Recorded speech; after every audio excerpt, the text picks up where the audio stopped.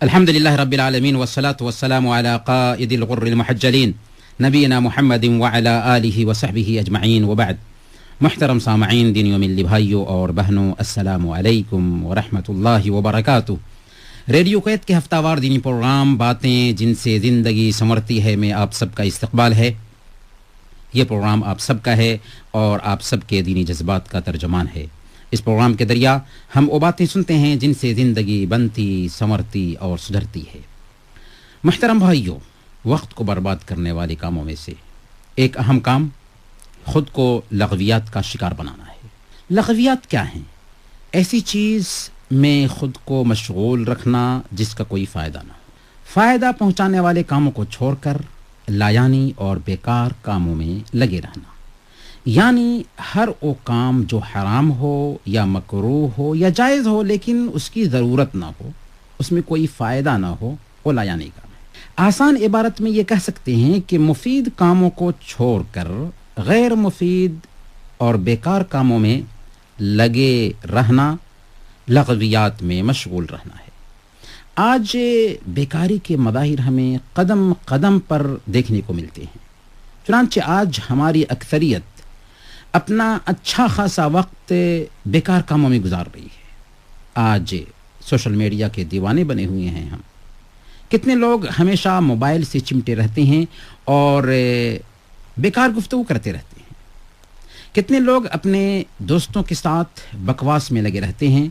کتنے لوگ time pass کرنے کے نام پر فیس بک پر کھیلتے رہتے ہیں. کتنے گانے سنتے اور فحش فلمیں دیکھتے ہیں.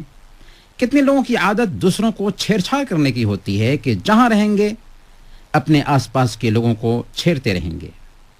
کتنے لوگوں کی عادت دوسروں کے معاملات میں ٹانگ اڑانے کی ہوتی ہے جس سے ان کو کوئی مطلب نہیں، اس میں پل پڑیں گے اور اس میں اپنی انرجی ضائع کرتے رہیں گے، برباد کرتے رہیں گے.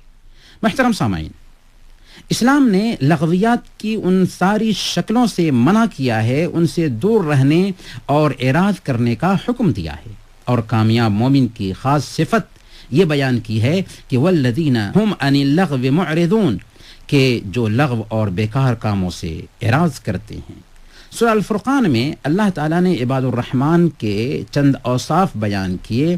ان میں سے ایک خاص وصف یہ بیان کیا کہ والذین لا یشہدون الزور وَإِذَا مَرُّوا بِاللَّغْوِ مَرُّوا كِرَامًا، کہ رحمان کے بندے وہ ہیں کہ جو جھوٹ کے گواہ نہیں بنتے اور کسی لغو چیز پر ان کا اتفاق سے گزر ہو جائے تو وہ شریفانہ طور پر وہاں سے گزر جاتے ہیں. اسی وجہ سے سنن ترمذی کی روایت کے مطابق اللہ کے نبی صلی اللہ علیہ وسلم نے ارشاد فرمایا، من حسن اسلام المرء ترکہ ما لا یعنی، ایک آدمی کے اچھے اسلام کی پہچان یہ ہے کہ وہ بیکار اور لایانی کاموں کو چھوڑ دے.